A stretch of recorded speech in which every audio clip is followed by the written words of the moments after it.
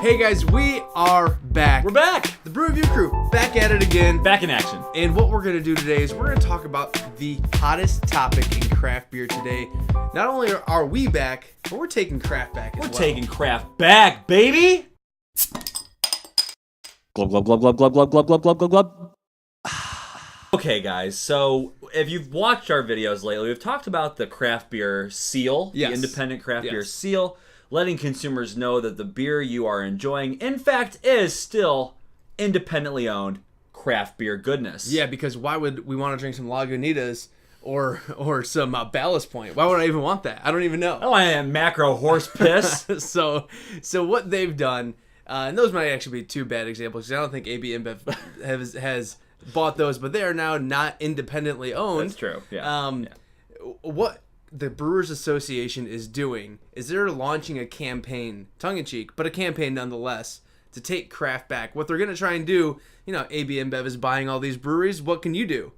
Buy AB InBev. Okay, that's right. If you can't beat them, buy them. Buy them. So they're asking for $213 billion. That's the BRC bumps. We're going to give you the BRC bump so that they can actually take back craft beer. If you actually see the commercial, it's actually pretty funny. I mean, it's all tongue-in-cheek. You can tell it's over the top. But I think what they're trying to really do is call attention to the fact that we're still losing craft beer business to AB InBev. And in their mind, the only way to fight back is to buy them. I mean, what it is, I think it's really a desperate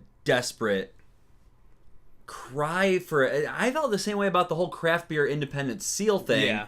It just screams like we're hurting and we really need you to buy our stuff and stay away from their stuff. And my thing is again, the same thing with the seal.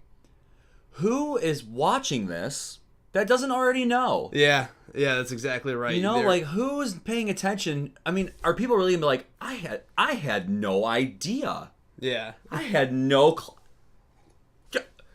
Take it back to the store. Yeah. Don't drink that. Don't drink it. No. No, I mean, who is this really targeting? I mean, you know what I mean? Who's going to benefit? Well, and where are you actually going to be seeing these ads? Because I feel like you'd have to be in the sphere of craft beer to even be exposed to it. Exactly. They're not going to be putting these ads on TV, right? I've never seen one on TV.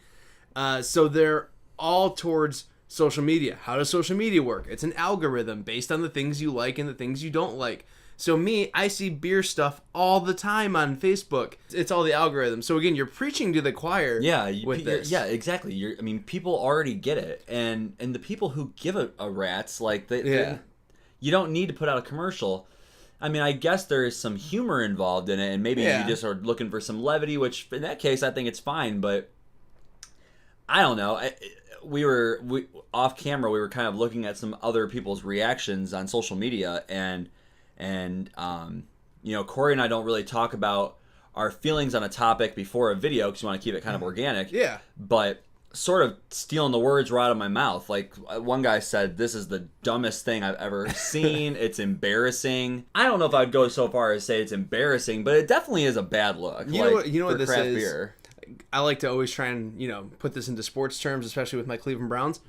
This is like on the second home game of the season, they started giving away free Cedar Point passes if you went to the Browns game. Yeah. That's what this is. Yeah. This is we're losing money. How are we going to regain some kind of focus and some kind of infrastructure from our customer base?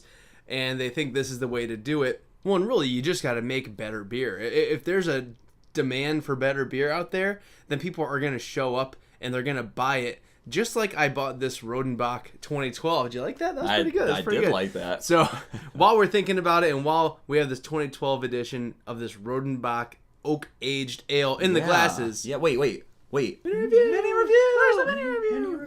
Do a mini review! The people are calling for it, Corey. I hear it. You're clamoring. It's time for a mini review.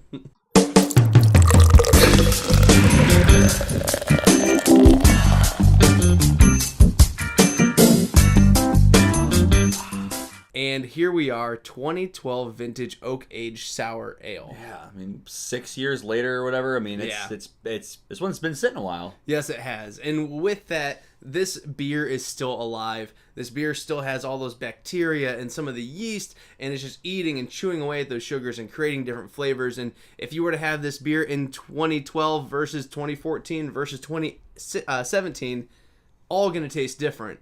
So what we're getting today is truly this beer, this glass, unique. But really, it's a really nice beer. Oh, yeah. It's delicious. Really nice, sour characteristics to it. Yes. Really, really love it. It's this really nice, sweet sour where it's like this mouth-watering juiciness with a nice little bite.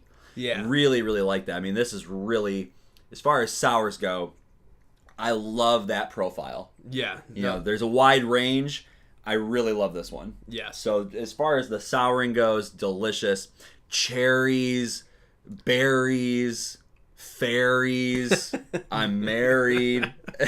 It's really good. I think it's got this great oak barrel kind of character that a lot of sour beers are missing. Very complex, but very drinkable. Yeah, it's got like a Great peppery spiciness to it as well. It reminds me of like a red wine almost, like a Shiraz or like a Merlot, or there's sort of like a peppery essence to it. Very winey, very vinous. Yes, vinous, right? Is that a word? Vinous. Sure. Very winey. I thought right away when I took a sip of this, I was like, this is more of a wine than a beer to me. We are gonna give this a full rating at the end of the video, but you got to stay tuned because we got to get back to talk about taking craft back. One of the things people love about craft beer is that the community is so inclusive. It's so like help out your neighbor kind of friendly. They're saying that this is very attacking and divisive, and people don't like that nature of it. People want everyone to just get along and drink beer. Beer's supposed to be like a happy thing.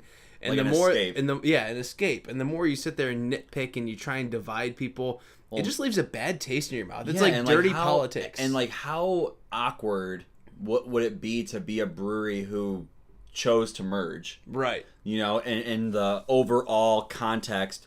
I mean, any sort of if Twin Oast, for example, would ever be acquired. Maybe. Like how is the rest of the world going to view your brewery when there's basically this, like, for lack of better term, like slut shaming of breweries who have been acquired? I mean, we have done enough with different breweries to know that there are lots of pros to doing that, and then to there's almost like a weird smear campaign. Like if you're being acquired, you're fake. Any sort of innovative beer they come out with, right? Oh, they only could do it because they had the resources to do it, and they're, of course, I mean, AB InBev, that's just another example of blah blah. I don't know. To me, it seems like a very sort of weird, awkward, very jealousy, sort of spiteful, petty kind of tone. Well, I would like to hear your 2 cents. So do you think that this campaign is meaningful or effective or totally stupid and useless? I think we've both shared our opinions on it by now. We want to hear from you. So leave it in the comment section below. And like other YouTubers say, I'm just going to throw it out there. Maybe it'll work. Smash the like button. And go ahead and turn on our notifications so that when we put a video, you get a little thing that pops up. And subscribe, and share us. And do all those fun things. Make sure, I will say, not jokingly, to check out our podcast, Brew Review Crew on Tap. It's on all the podcast networks, and you can check that out. And Corey, what did you give the Rodenbach? I'm gonna give this probably like a 98. I mean, it's not the most sour beer in the world, but I love the complexity. I love the flavors. I think maybe it's a little past its prime. I would have liked this with a little bit more life to it. So I think if this was in its prime, maybe 2014. Who knows? Right. Who knows? Right, I think it would have been a phenomenal 100 beer. But for now, I'm going to go 98.